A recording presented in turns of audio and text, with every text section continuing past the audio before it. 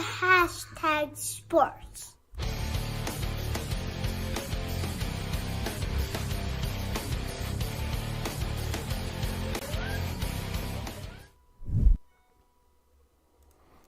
Ladies and gentlemen, boys and girls, children of all ages, welcome to Hashtag Sports. We are trending now and trending later. Thank you for joining us for the Buffalo Bills versus the Miami Dolphins post game. We're going to be previewing what's going to be coming up soon for the Buffalo Bills on the horizon. I see a bunch of Colts in our future, and that's not. I'm not just talking about Rivers' kids. So basically, that's how it's going to roll.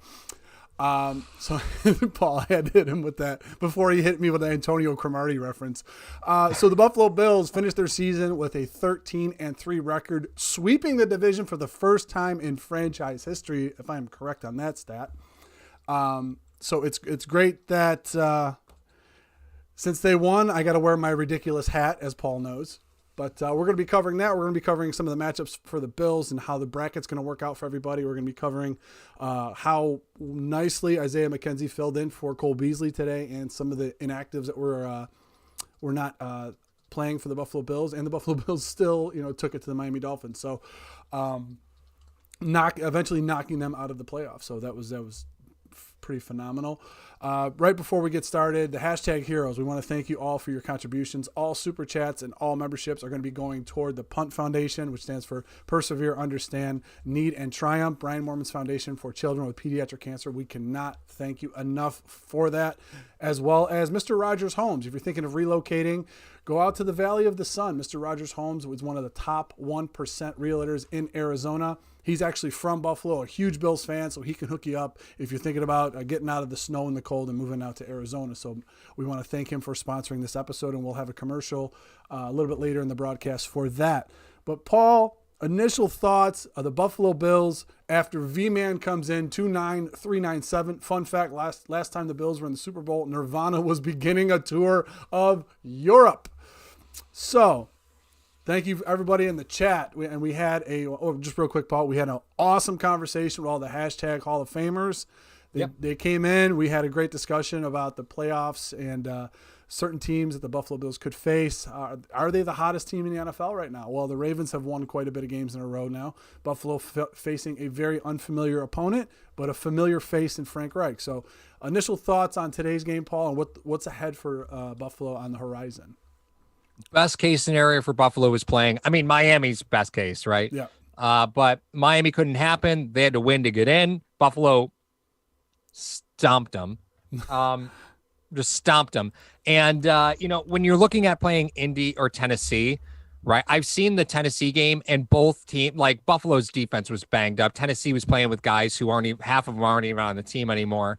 It wasn't the game that we would get now, but the storybook tells me that you got to go through Frank Reich, right? Like if we're writing this out, if we're writing a storybook, you have to go through Frank Reich, like that's the storybook path here. And don't get me wrong, I'll take on any team anywhere.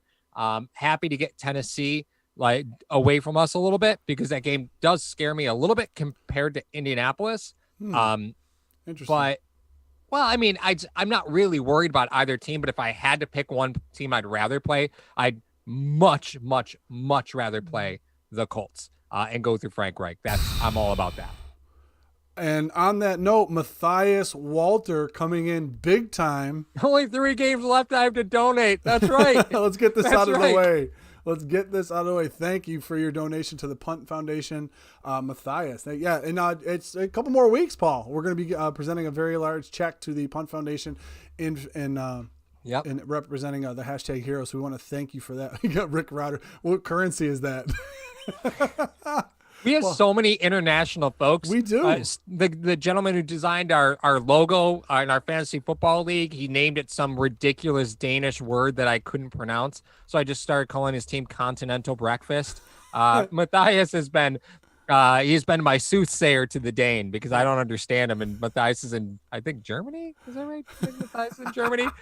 So I can't with you. You always say the Continental Breakfast. Well, as in the Bills won, so I have to keep my hat streak up, Paul. That's right. That's one of those things. Got to. It annoys Paul to no end, but sure does. We got Tua, as Caden said, Tua Turnaball. I love that name. That's pretty much the greatest name ever. Yes. Before we get into the games and the matchups, and in particular with the Colts, Paul, I want to talk about Josh Allen. Just focus on Josh Allen for a second. He played the first half. He had a wonderful half. He was throwing the ball deep. He was very accurate. He had command of everything out there, even though the Miami Dolphins, as we went through a lot of the Friday film rooms last year, what they would do is they had that kind of grenade offense. You know, when you pack trips bunch in, you have everyone in that small space. It's very tough for a quarterback to kind of figure out who's coming, who's not. So Flores in that defense, where they had guys up, they had guys down. Maybe one guy had his hand in the dirt. They had 8 guys hovering around the line to try to confuse Allen. It did not work. It did not work. So Allen was playing great.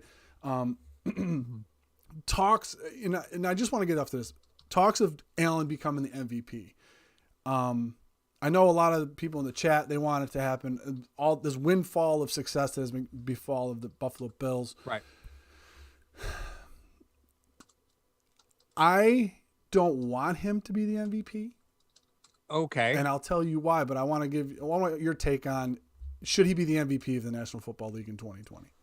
I think he earned votes with Matt Barkley's play in the second half of this football game. Because I'm kidding. I joke. I jest, right? Because that's a backup quarterback's a backup quarterback, right? Yeah. Is there a player more singly important to their football team? I do not think so. Right. I mean, you can make the argument for Rodgers. I think Rodgers has got 45 plus TDs this year, which is a career high for him. Right. So again, if you're talking league MVP, Rodgers makes one hell of a case. Yes. As far as the most valuable player in the AFC, I don't think you can name anybody but Josh Allen, the MVP in the AFC. Wow. If we're going to talk NFC, we're talking league MVP. Rodgers is Rodgers. He threw for a career high in touchdowns this year, and I don't think the press will anoint Allen over Rodgers in that respect. Yeah, as we talked about on previous episodes, the improvement that Allen has made from last year to this year. We talked about Patrick Mahomes quite a bit. It seems to be a 3-headed race at this point, but with the animal in Tennessee having 2,000 yards rushing, he's definitely making a case for himself. But I'm talking about purely from the quarterback position because it's the most glorified position. You talk about Mahomes, he had 50 touchdowns in 1 year.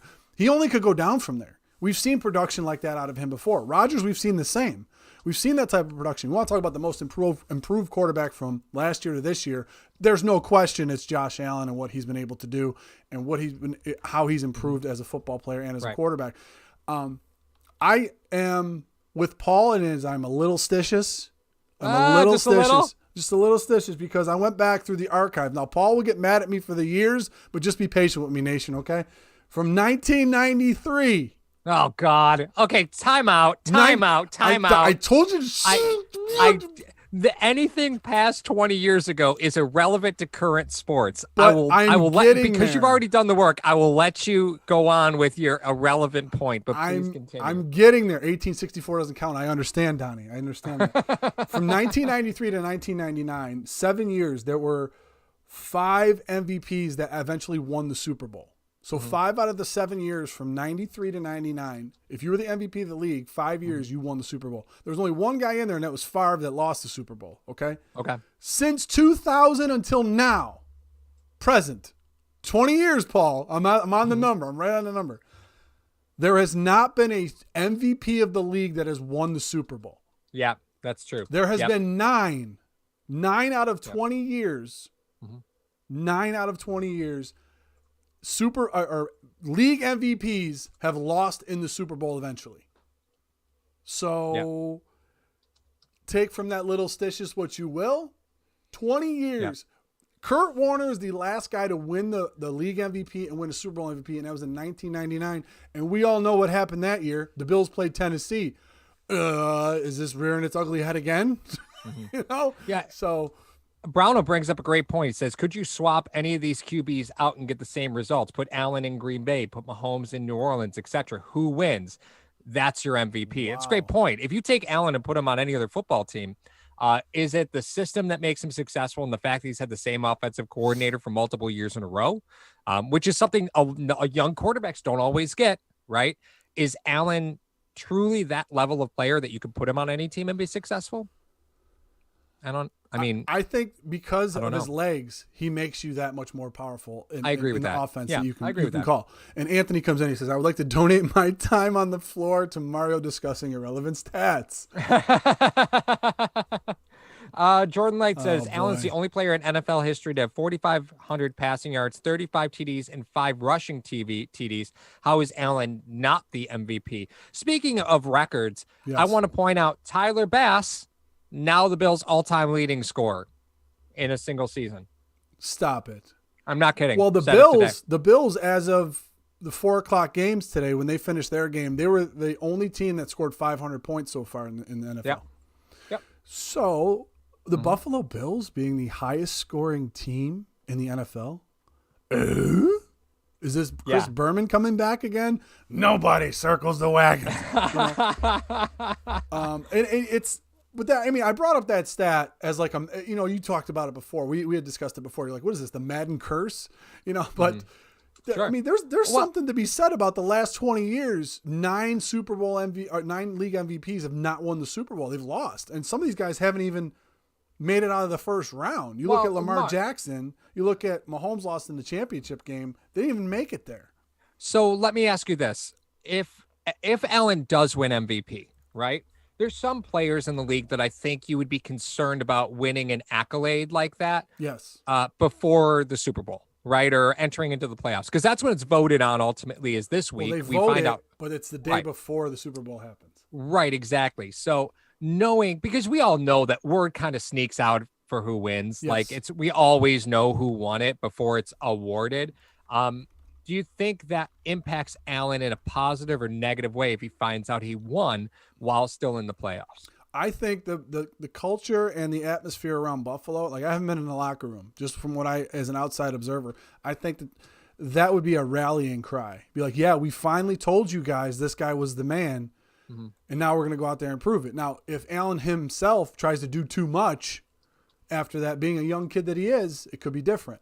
But you're talking about this will not affect Mahomes because he already was one. This will not affect Rodgers because he already was one twice.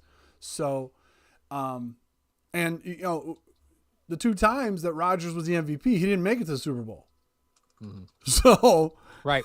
Yeah, that's a good point. You could hope if you're a little stitious as well, if he wins it, they don't make the Super Bowl.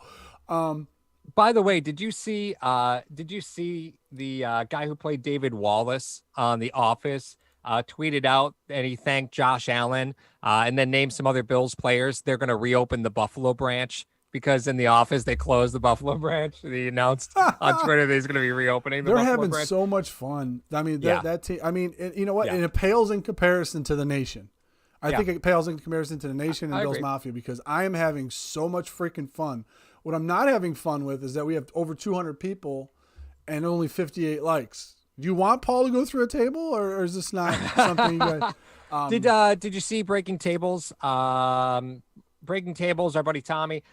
This Bills team has peaked on both sides of the ball at the perfect time. To me, the Bills are the most dangerous team going into the playoffs. Team swag. Agree or disagree? On the Tennessee broadcast, they said the Bills are the team you don't want to play in the playoffs. You don't. And the only thing that's going to hold the Buffalo Bills back, even though they did get some playoff experience last year, and a lot of guys learned from that loss in Houston,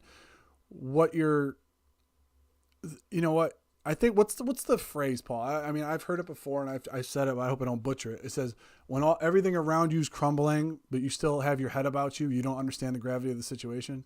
I think it's different with this Bills team. I think they understand the gravity of the situation. They just don't care. They're just like, listen, we've waited too long. Like, I think even though there's nobody in the stadium, this team feeds off of the fans and the support that they get from the town and all the Bills Mafia around the nation, around the world. So what they're doing, they're like, listen, we're finally going to do this. This is happening this year, okay? And this is going to be a recipe for sustained success in Buffalo. This is the blueprint that's been laid out. Trust the process. You know what I mean? It sounds weird when you say it now because not many people believed in it, getting kicked in the teeth for 17 years. I understand that, but you're starting to see all of this stuff start to play out. They're a team you don't want to play because who do you stop? When a guy's injured, another guy steps up all the time. Right. What do you do? Yep. What are you going to do? Barring a significant injury to a huge piece, I'm talking about a White. I'm talking about a Poyer. talking about Allen, talking about Edmonds, a significant piece of that nature. I mean, Hughes didn't play today, but you didn't really notice Hughes not there. You know what I mean? They were able to generate enough pressure on Tua, turn the ball over as many times as they could. But it was, what does that say about the depth of this team, Paul? Well, so Austin comes in. I think this is a great time to mention Austin's comment. He says they have a hunger and spirit that I've seen consistently, and the players talk about it amongst themselves. It's one of my favorite parts of the season. Yes. Paul D says Allen had time to make an omelet back there. DLC lives in Indy, and he's wearing Bills gear all week. Brother. I will pray for you. I will pray for you. Jackson wants us to get to 100 likes. We did. Thank you very much for that. Yep. Yeah. Yes. And Sean from Mr. Rogers Homes in the chat. Give them nothing, Sean, but take from them everything. King Leonidas and 300. I love it. This is Sparta. I love it. Dirty Randy asks if 56 is a team record for overall score. I don't think so. It's not a team record? I don't think so. I'll double check. I'll double check. Look at that. But I mean, you start to look at this team. And if I was to go to the standings real quick, let me just go to the AFC standings real quick. The Buffalo Bills have won 6 in a row. They have not lost. They've not lost since their bye week. They're scoring 38.2 points a game and only surrendering 18. I think the defense and the offense have answered certain questions. The third quarter, it seems like it was 2 years ago, doesn't it? The third quarter discussion. Right? Mm-hmm. So you're starting to see a team that, as far as yards go, going into this week, the Rams were number 1 in yards allowed. Steelers were number 2. 49ers were 5th. This is a team that put up 35, 26, and 34 for an average of 32 points per game, moving the ball with ease on those defenses. So it doesn't seem like on paper, the Colts, doesn't seem like on paper the Colts could stop the Buffalo Bills. And a dome team coming to Buffalo, it's going to be chilly. You know what I mean? You're talking about that. But do you think that, the last time the Colts came to Buffalo, it was that complete snow game with Nathan Peterman. Oh, I brought up that name.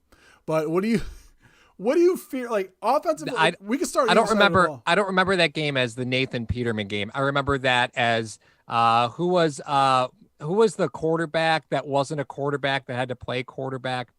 Webb, last name Webb. Was it Webb? I think Peterman got hurt that game. Oh, I don't even know. He got hurt in the snow. Nevertheless, pretty sure I remember that. For the Colts, Paul, I want to get your assessment on this. For the Colts, who other than Rivers, because the offensive coordinator is named Sirianni. Okay, we looked him up while we were talking to the Hall of Famers, which is, if you want to be a Hall of Famer, after you guys hit that subscribe button, right next to it is you can join one of the memberships and get early releases. You can have, we have a private Zoom meeting for all the Hall of Famers, which we just did before the episode. It was awesome. Those guys are great. We talked about it. He was a wide receivers coach in San Diego / LA with Rivers. He's been with Rivers for a while. He's 39 years old. So I think essentially Rivers runs that offense, but it's overseen by Reich, obviously. You know what I mean? Reich has paid his dues in the NFL and everything. So with Rivers calling all of everything that he's calling, he's a very smart quarterback, very seasoned quarterback. Do you think that the Bills can mix up enough stuff to confuse him, even with all the weapons that they have? So I'm glad that you brought that up, right? Because what I did was I went into the offensive splits for the Colts. Again, this is going to be excluding anything they did today.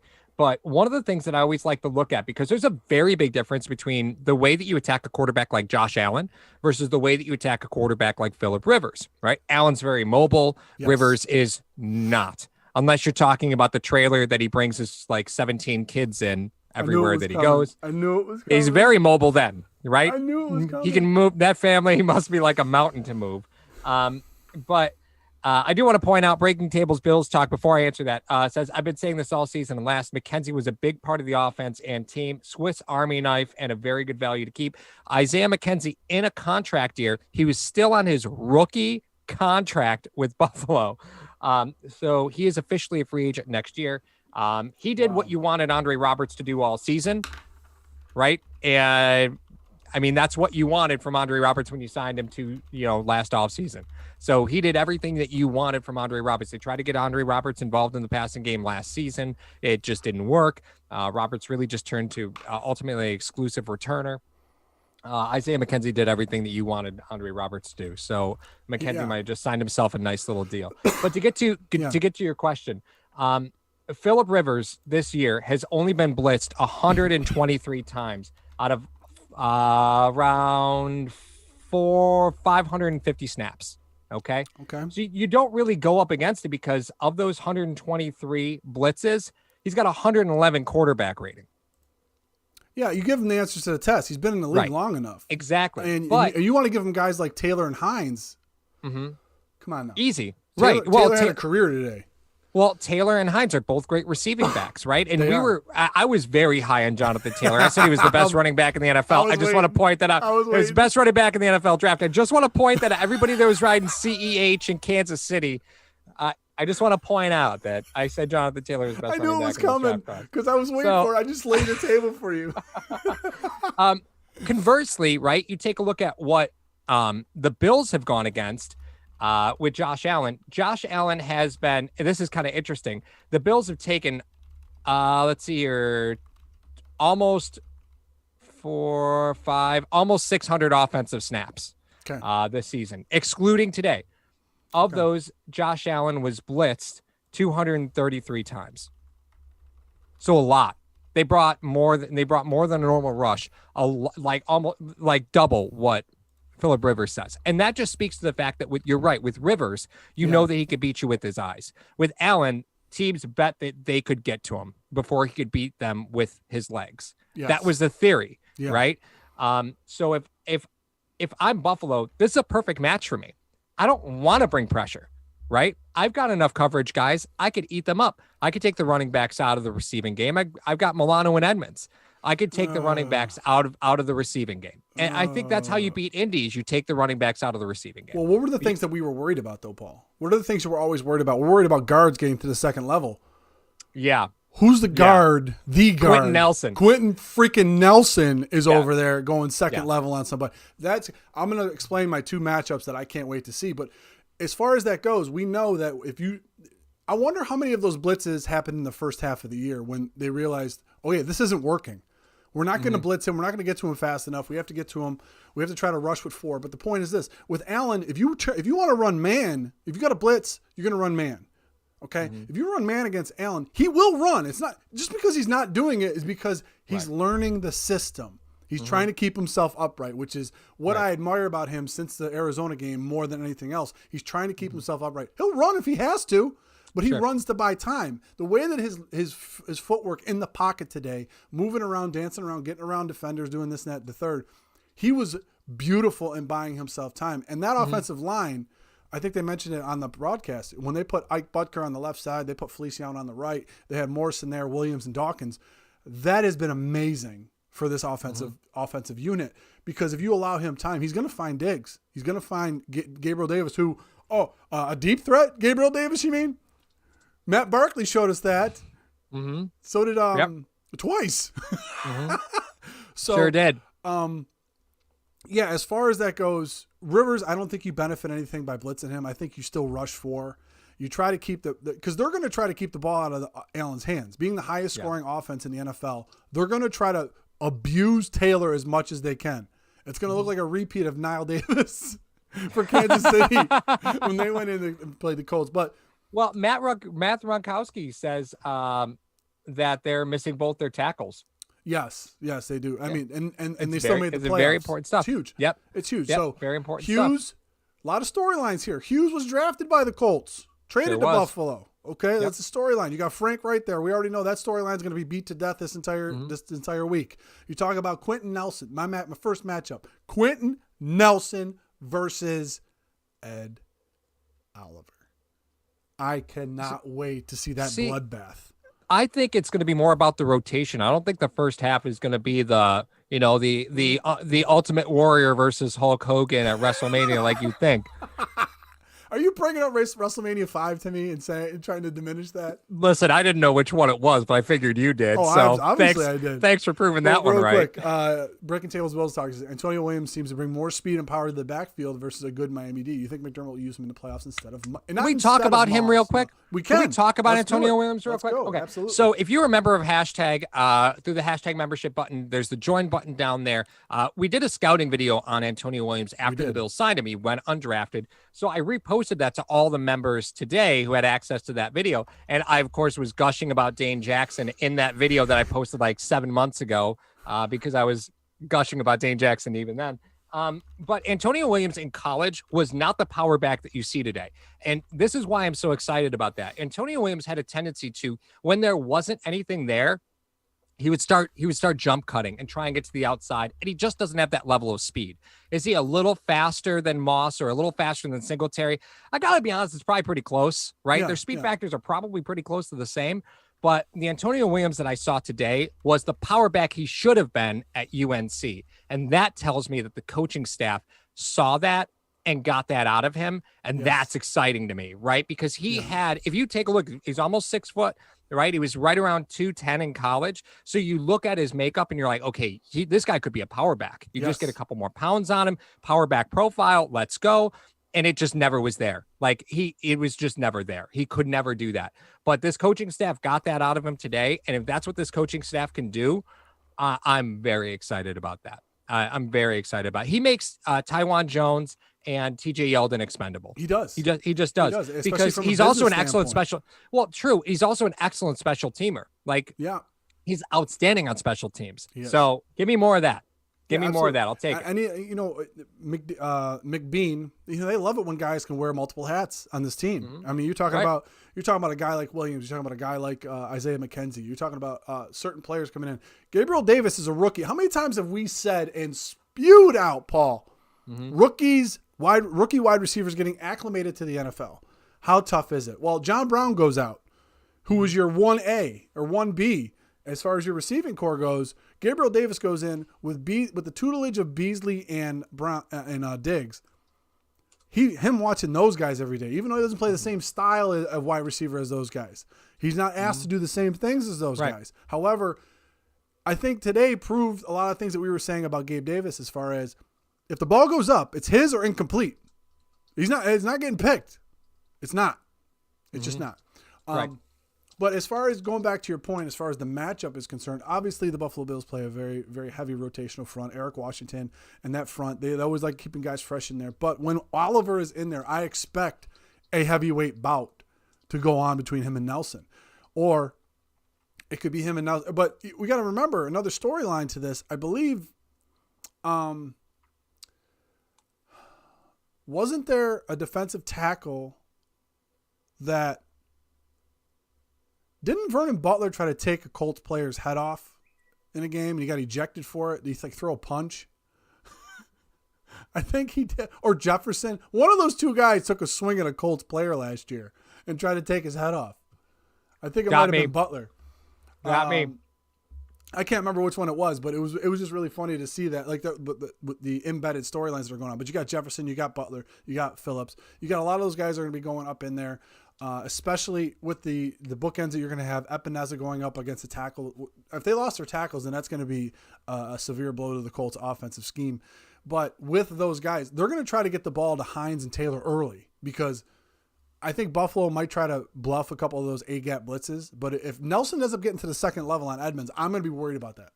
Because if they start getting this running game going and they keep Allen and that offense off the field, that is my one concern for this game. They're going to end up running the ball successfully against this team. Not just Nelson. I mean, I'm not just saying just Quentin Nelson, even though he's probably the best guard in the NFL.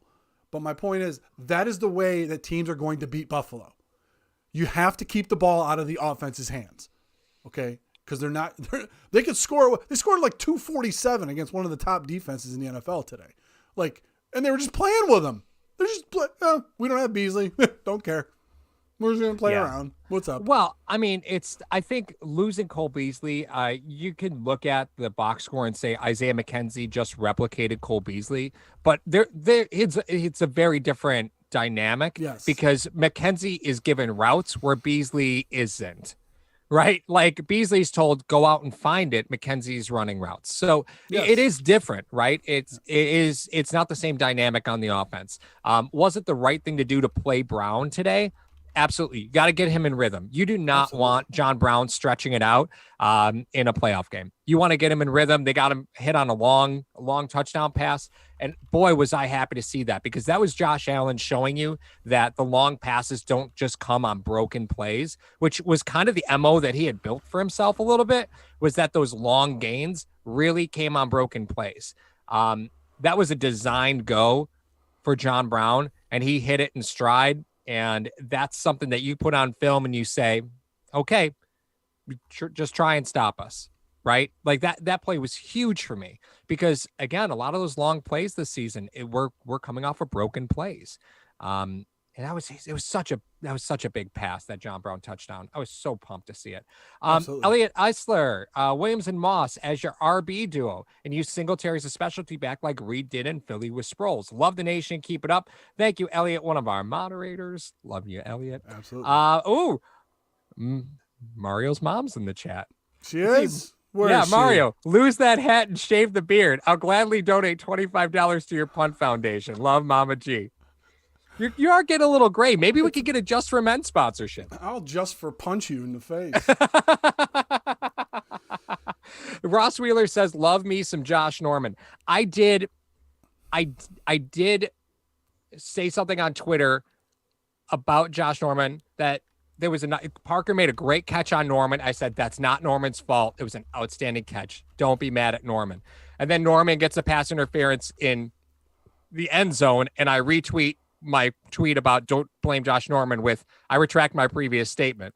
And then Josh Norman comes up with a pick. I'm like, I retract my retraction. Yes. I retract my retraction. You were speaking too soon a lot. It was, but it was absolutely, you saw things go on with the Buffalo Bills. Number one, they wanted the 2 seed. So Allen plays, Allen starts. You had guys, Trey White sits out for you. You got Hughes that sits out for you. Probably just, okay. You saw some of the guys that they know they're going to have to count on coming up with some of the matchups. Okay, if it was Cleveland, if it was Baltimore, if it was Tennessee, if it was the Dolphins again, if it was, the Colts, So you're starting to see a lot of those things. Jock Doc, I can confirm that. No bald spot? I do not have a bald spot on my head. No. I have a full head of hair. Luckily at 41. It just recedes from the front, not the back. So I'm no Hulk Hogan. But the point is, you're starting to talk about some of these things. I mean, I think I saw a tweet or something, everyone was talking about, I would rather have a healthy 3 seed than a banged up 2 seed. Well, they didn't look too banged up today. No. They really didn't. No. So they were saying, listen, we want the road to run through Buffalo until it doesn't have to anymore. Like Paul said before, I'm going to take your word, Paul. Let someone else do the dirty work of Kansas City for you. Yeah. Let someone else do it. Then you know what? The road to the bowl comes through Buffalo. So that's one of those things that you're going to have to see manifest itself. Now, we don't know what's going to happen in the second round, but the Buffalo Bills will get the higher seed that wins out. So if the Steelers win, they automatically get the Steelers. Right. So let's talk about that real quick, right? So the other matchups. Okay. We know the Bills are playing Indy, right? That's locked in. Yeah. We don't know what time or what day that game is at, because the NFL is stupid and they don't just want to announce they suck sometimes. So we'll find out. I think Buffalo Mafia News says that schedule's getting released tonight. We don't have it right now, so we can't announce when the Bills are playing. But the way that it works, and Mark, I think you'll probably do a better job of explaining this. So why don't you take it over? I just want to set the table. Yeah. So basically, how it's going to work is if the Buffalo Bills are obviously the 2 seed, they're playing the number 7 seed, Indianapolis Colts at home. Steelers are playing the Browns at home. Tennessee Titans are playing the Baltimore Ravens at home. Steelers are 3, Browns are 6, Titans are 4, Ravens are 5. Okay. So basically, of those matchups, Buffalo Bills will play the Colts. If the Steelers win, the Buffalo Bills will automatically get the Steelers. Okay. If Tennessee wins and the Browns win, Buffalo will get Tennessee. And then Kansas City will get the Browns. If the Browns and the Ravens both win, the Bills will get the Ravens.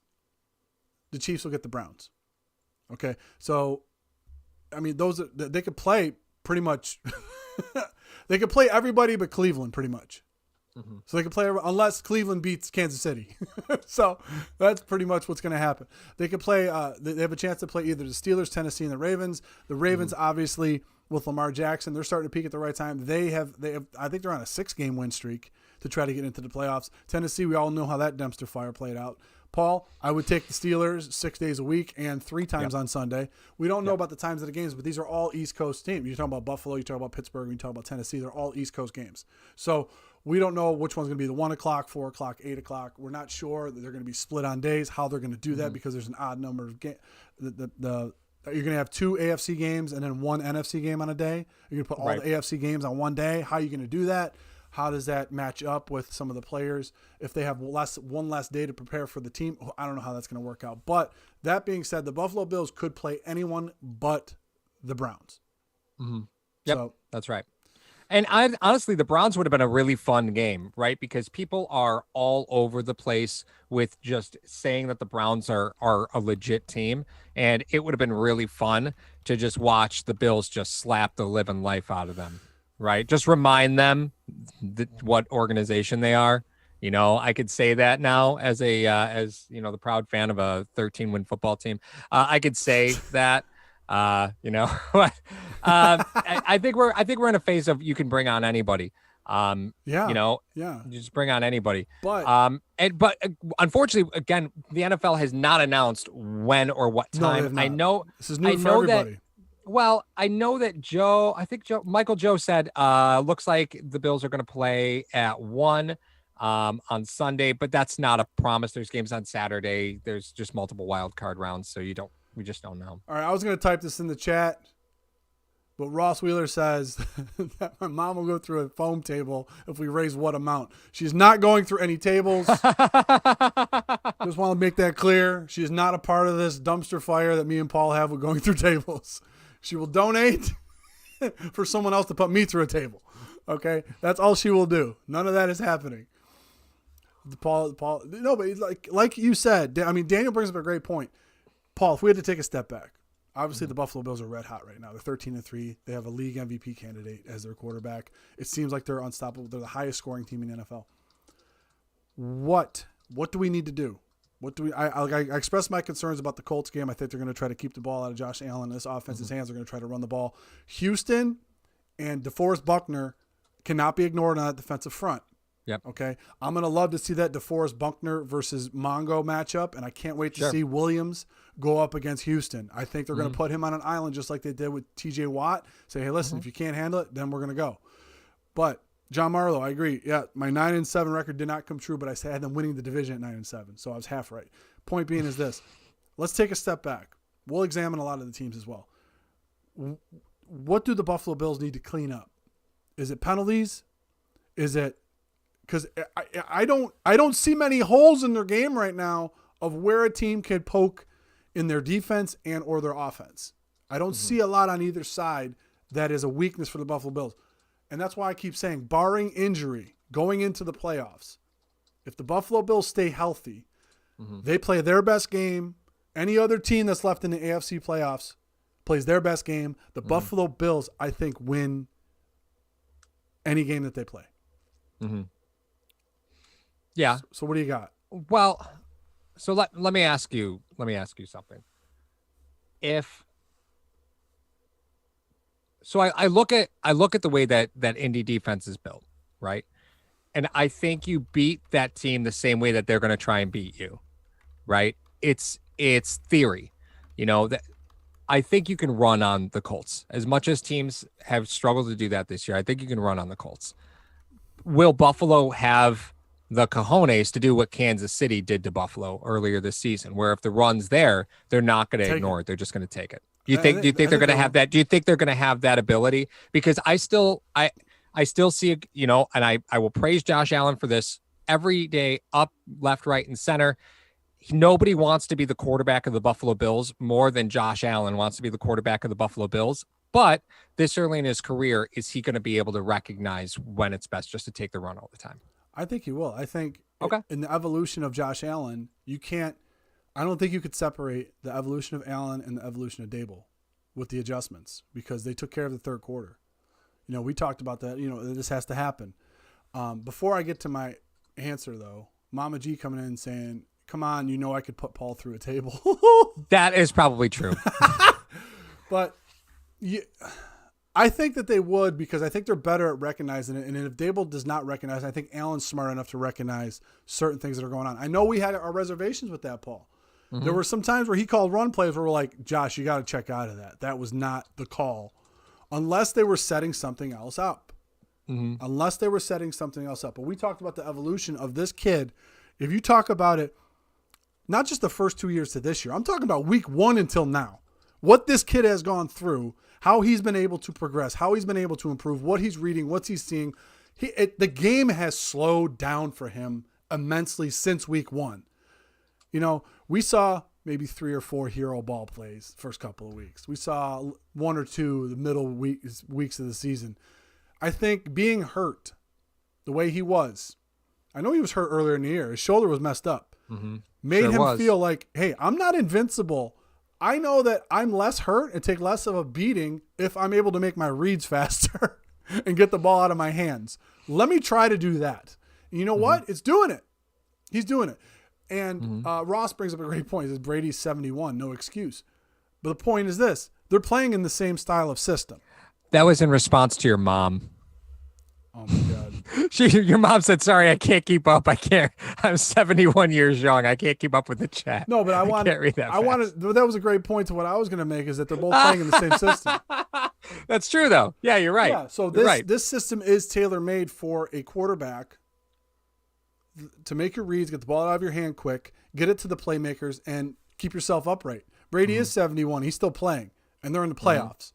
I mean, the ultimate cherry on the top of this whole thing, if we were looking at crystal ball and go down the road, is you beat Tampa in the Super Bowl. Mm-hmm. How awesome would that be? Yeah. Oh, God. Yeah. Minus. I mean, it's a minus. Minus. Well, I put that in there because our good old friend Clayton, CG Clip 716 from Cold Front Report, we were going to have a Twitter battle over paying Darrell Williams over Matt Milano, because I see that differently. I just don't think you pay Darrell Williams over Matt Milano. That's me. I'm sure there's going to be a lot of people that think differently of that. I don't think you get both. I just don't see how you can pay both guys. Darrell Williams is playing at a $10 million a year pace. He's young too. He's a young kid. He is young.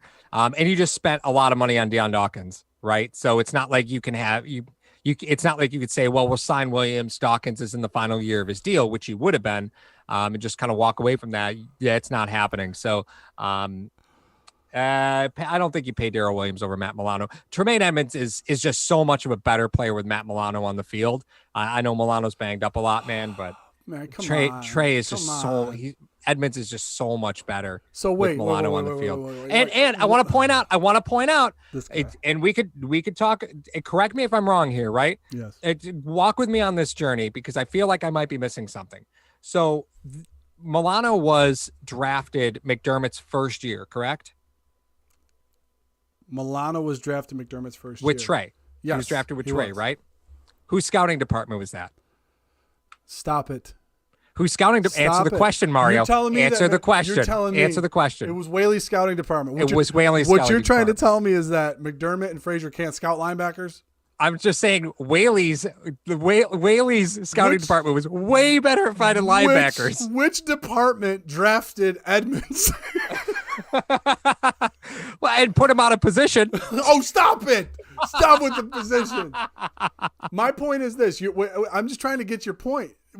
You're saying that you need to sign Milano to make your middle linebacker better, whereas Williams, if you sign him, he's good all by himself. Mm-hmm. You're telling me that Williams is playing. That's like me saying the argument to you to say, oh, listen, Feliciano makes Williams so much better. Mm-hmm. And Williams makes Feliciano so much better. Hey, I think that's a great point, Mario. Thank you for bringing up that Feliciano is the reason Darrell Williams is so good. I didn't hear you talking about Darrell Williams when he was playing next to Winters. He never made any mistakes. Oh, okay. We never talk about a guy unless he makes mistakes. Ask Paul Berg about Dawkins. DLC asked what happened to Ford. He's on season-ending IR. Yes, he's out. not going to play anymore. Yeah, he's out. Star Latuli's back. No, I'm just kidding. I'm just messing. No, I didn't mean to mess with anybody. I was just kidding. Dirty Randy, Bo Callahan is a bust. Darrell Williams, no matter what. Darrell Williams, no matter what. But Clayton does say Darrell Williams has been playing at an all-pro level. Oh my God! Like he's been phenomenal. Yes, and he's going to earn himself a big contract. Now, I just don't know if it'll be with Buffalo. I want to explain this to the nation. I would love to explain this to the nation. I just went through a whole diatribe of saying that Brady played in the same offensive system that Josh Allen is currently playing in. Now, when Brady's playing at a high level, you saw a lot of those offensive linemen. Mostly it was Dante Scarnecchia there running that offensive line. But you saw those guys go and get paid and go other places and not do well. Right. Now, Paul, subconsciously is the root of your argument of why Darrell Williams is playing well is because if you have a quarterback that knows what he's doing back there, you could plug any tackle in there and he'll be successful. Is that what you're saying?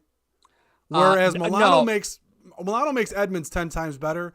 Yeah. You're saying that if we got another tackle with the level of play of your quarterback and the other four guys in that line, it wouldn't be that much of a drop off? I look at it this way, right?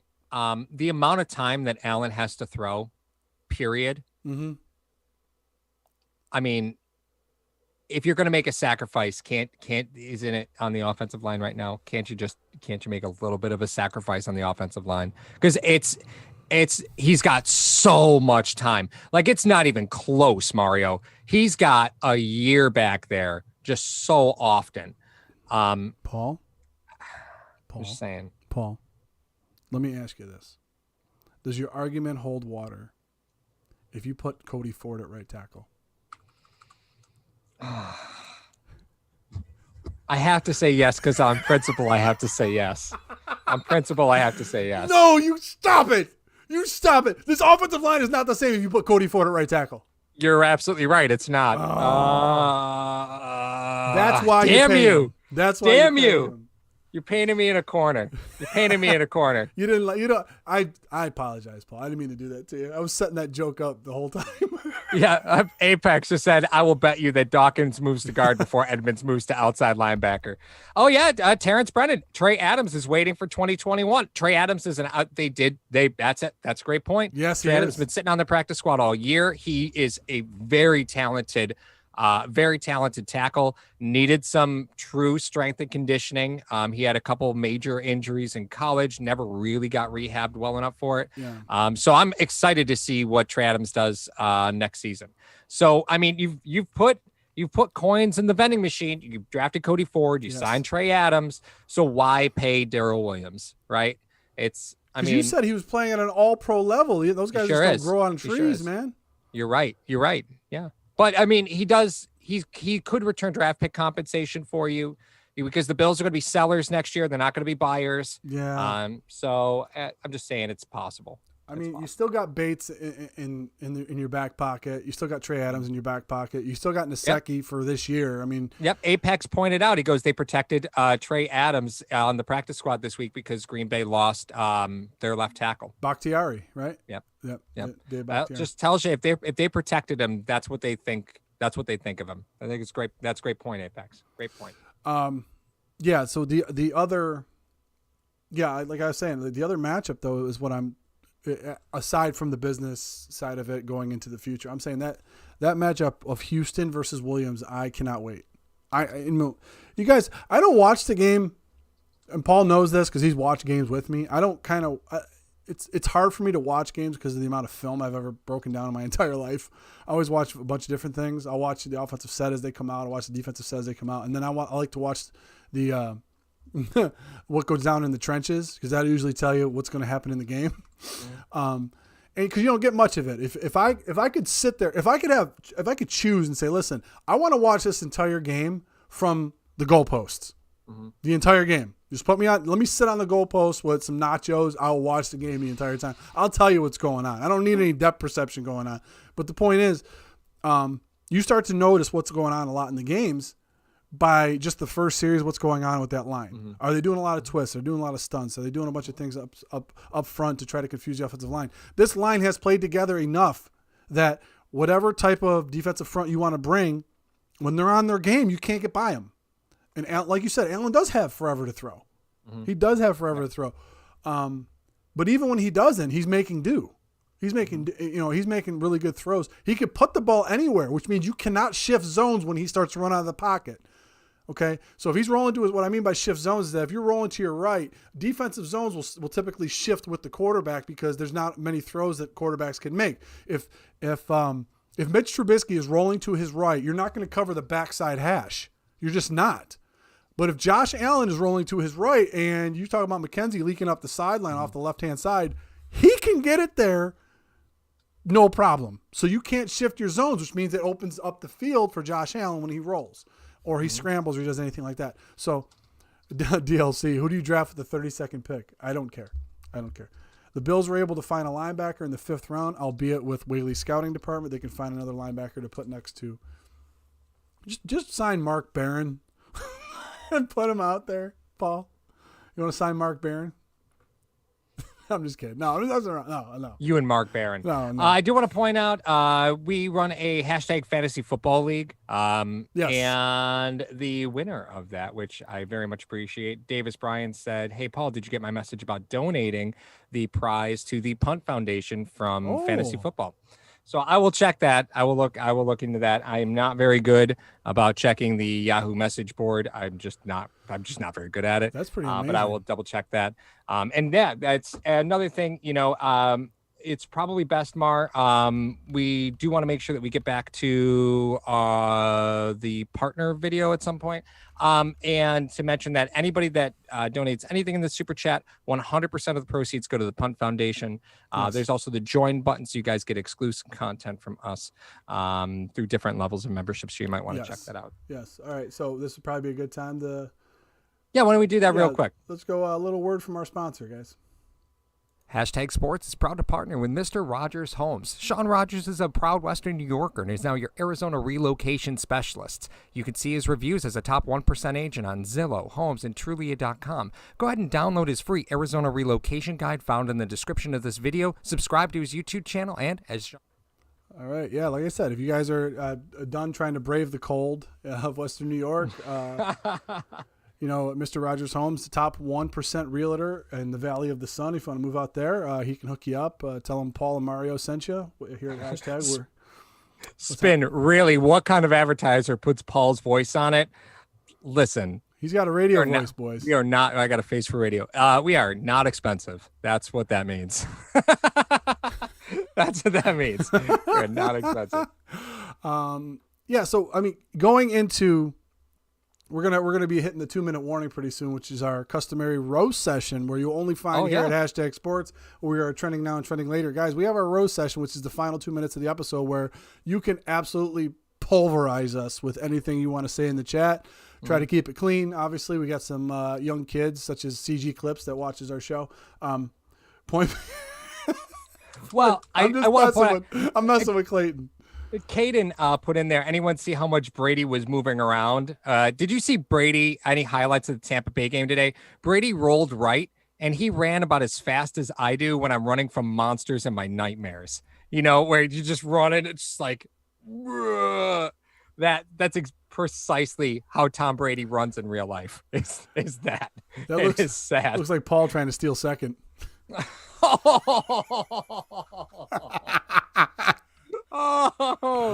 Oh my God.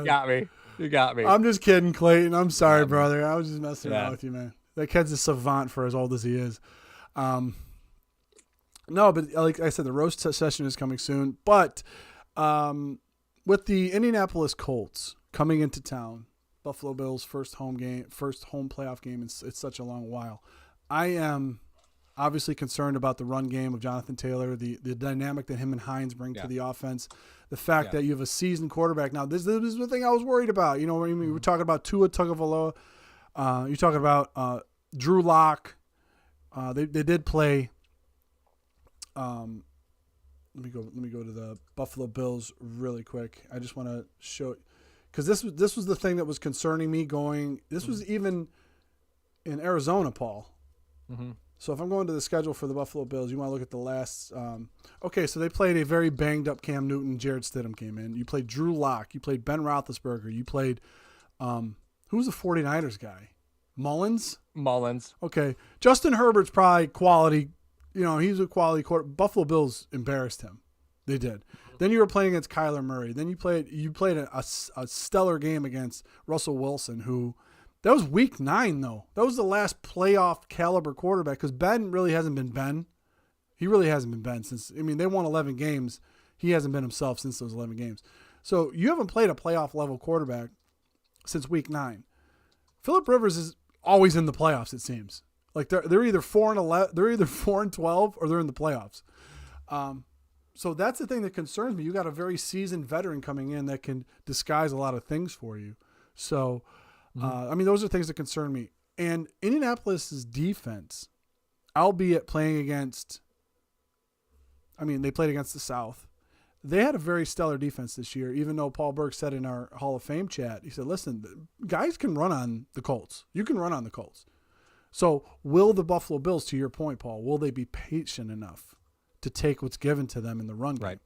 Yeah, I think they're going to. I think Apex mentioned it earlier that the secondary for the Colts is really solid. Like it's a very good defense they're going to be going against. And this could be a very slow moving game, but Buffalo is banked on the fact that they're able to move the football through the air all season. And the question is going to be, are you really going to be able to do that when it's 30 degrees outside and, in Buffalo? Mm-hmm. Is there going to be snow on the ground? Is it going to be windy? This is not an easy place to throw the football. No. So this is what you've been banking on. You've been banking on the fact that you're going to be able to move the football through the air. But the positive signs were the Bills were able to activate the play action game today by running the ball effectively enough in the first quarter and second quarter. They made a conscious effort to try and run the football, and they ran the football relatively well enough to make play action work. I think that's what you need to set up. You need to make sure that your play action game is on point. And that means you have to run the ball at least modestly effective in the first quarter. If they're struggling just to get back to the line of scrimmage, the game plan gets a lot different for Buffalo. You got to activate that play action game. It gets Allen's legs moving. He's dangerous when he's on the run. Yeah. I think you got to get the running game going because it opens up play action. We saw a little bit of that today, but I think you're going to see a lot more of that against Indy. Now, Indy the last month has not been great. They've been propped up against their run game. Yes. And I don't know if that's because Rivers is. He's an aging quarterback, right? Yeah. Blankenship. Roethlisberger. Yeah, Very right. similar. Is it like a college rookie, right? Like a rookie that's drafted coming in from college where the first 6-7 weeks they're on fire, and then the rest of the season you just see that slow, steady decline. Is that what's been going on in Indy? That, Rivers has been on that slow, steady decline, because we definitely saw it with Roethlisberger this year. And I put those two in the same boat. Yeah. Clayton brings up a great point. He says, Allen has torn up quality secondaries all season. That's the thing I'm kind of worried about. And I don't know if any more of the nation is worried about it, but the fact is, if he has, do you think that they'll be stubborn and say, listen, he can get through it. He can power through it. He's torn up secondaries all over. We don't really need to rely on the run game. But, to Louis Riddick's point, I'm going to say Louis Riddick, and Paul's just going to start laughing at me. To Louis Riddick's point, that short passing game does mimic the run game in an EP system. That's what it does. Right. So it'll be interesting to see. I can't wait. And with the 6,000 people in attendance at the season ticket holders actually going to be watching the game live, that's going to be pretty amazing. Imagine if the Bills haven't contacted a seismologist to go out and measure the Richter scale of what's going to happen after the first Bills touchdown shout song, they're missing out, because that place, even with 6,700 people in it, is going to explode. And there's so many residences around the stadium that it's going to be loud. Yes. It's going to be loud there. That parking lot's going to be insane. I'm not even. Nope, not going. I'd love to go. Not going. Do I want to go? Yes. You don't want to go to the game? Do I want to go? Absolutely, I want to go. But I just. What's the Bills' record when you're there? What's the Bills' record? Yeah. When I go to a game? Yeah. Undefeated. Really? I can't remember how many games. I've probably been to about 50 games in my lifetime. Oh, I don't even okay. know. I can't even. Oh. I can't. Believe me, the first. Oh, hey, the first, looks like the Jets just fired Adam Gase. Stop. Rucker Tim said they just fired Adam Gase. I mean, that really, are we surprised by that at all? Nope. Let's just double check to see if that's true. It's gotta be. It's gotta be. Let's see. 42 seconds ago, statement from Christopher Johnson, which does not provide specifics about the Jets head coach search. Yep. I informed Adam Gase is no longer the head coach of the Jets. So it looks like Adam Gase is out as the head coach of the Jets. Wow. That's interesting. Well, ladies. Yeah, Dan says hire Rex Ryan. I hear he's available. I think he's available for a lot of college teams too, but nobody's debuted to the Jets. All right, Sean, we'll talk about that very, very soon. But we have 2 minutes on the clock, ladies and gentlemen. We've come to that time. Right. You are here at Hashtag Sports. We are trending now and trending later. Be sure to smash that like button. And if you want to be a member of the Hashtag Heroes, after you hit the subscribe button, hit the join button, all the proceeds of the memberships and super chats will be going to the Punt Foundation, Brian Moorman's foundation, that stands for Persevere, Understand, Need, and Triumph. So that deals with children with pediatric cancer. So make sure that you do that, as well as check out the link in the description for Mr. Rogers Homes. If you're thinking of relocating to Arizona, he's the top 1% realtor in the Valley of the Sun. So make sure that you message him or get a hold of him and tell him Mario and Paul sent you. But we are at the Rose Session. If you're new to Hashtag Nation and you're new to this channel, this is where you guys can pretty much just beat us up. And the first one even came in today. Mario steals his hats from the schools lost and founds. Buffalo Mafia News says Paul's the one guy on the baseball team that you have to throw underhand to when he bats. I'm going to check the... Tim, thank you for the sub. And you got a Miami logo, so that's pretty impressive. Thank you so much for the sub. I'm going to check the playoff schedule because Steve Lynn said something about the Bills playing at 1 o'clock on the early game on Saturday. I'm just going to double check that because that would be something important to know if this game schedule's been released. So I'm going to look. Yep, absolutely. Gase is going to fix Newton and Stidham. What? Okay. Mario is sort of funny. Paul gets huge minus for fake laughing. Oh, Jesus. I don't fake laugh. This is my real life, guys. This is my real life. This is what we have now.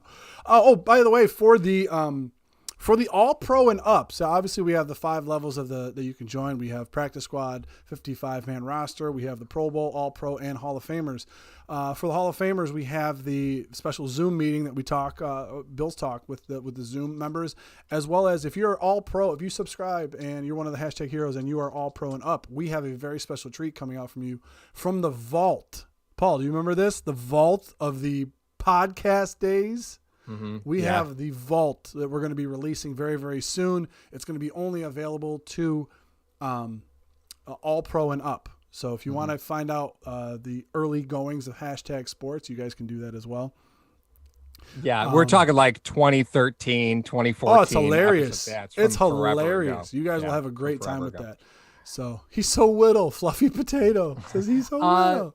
NFL.com has not released the playoff schedule yet. So if there's a playoff schedule out there, it's not NFL.com. So again, I just hesitate to believe until we get it officially from NFL.com. Okay.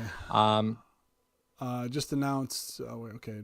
Paul needs a booster seat to see over the steering wheel of the car. That is true. Let's see. Paul doesn't shave. It's just a light film of Nair that takes care of it. Oh my God, no. Legend has it Mario gains 1 gray hair in his beard for every yard Allen rushes. Very true. I probably have about 500 gray hairs in my beard now at this point. Yeah. Oh yeah. I think the hat brings it out a little bit, you know, well, not going to doubt that. It is gray. It is kind of gray. So yeah, I'd go with that. Calm down, Paul. We know your laughs are real. Smiles Blake said it's officially announced. Oh, just said Saturday at 1 p.m. Al Michaels just said Saturday at 1 p.m. Michael Reisman. All right. If it's coming from Al Michaels, I'll buy that. It's just not on NFL.com yet. Okay. Yep. Saturday at 1, a Saturday game? Really?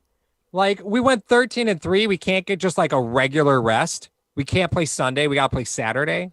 If Since when are the Bills the sideshow? Like, this is the stuff that aggravates me, right? yes, here we go. This is aggravating because Green Bay is going to get the Sunday game, right? Because they're Green Bay, so they get the the roll out the red carpet. No, they're not. They're not going to get it. Why? Because they have the bye, you knucklehead. Well, I'm just saying that regardless, they would never play on Saturday. The NFL would never put Green Bay on Saturday. It would just never happen. It would never happen. Are the Saints playing on Sunday? I don't know. That's probably why. They're the other 2 seed. Where's the other 2 seed playing? Are they playing with the Bills on Saturday? That's a good point. That's annoying. Yeah, it's annoying. Well, but why would you put the 2 seed's supposed to be the main attraction? They are, right. They're supposed to be the main attraction. To play them on Sunday. On Saturday. Right. No. Duh. It sucks. It's just frustrating. I understand. It's just the NFL or whoever makes the schedule and just not taking the Bills seriously. Like, the Bills are going to draw because nobody believes it, right? So a lot of people around the country haven't seen what this Bills team can do. Even though the Bills have had a lot of primetime games recently, there's no reason for them to play on Saturday.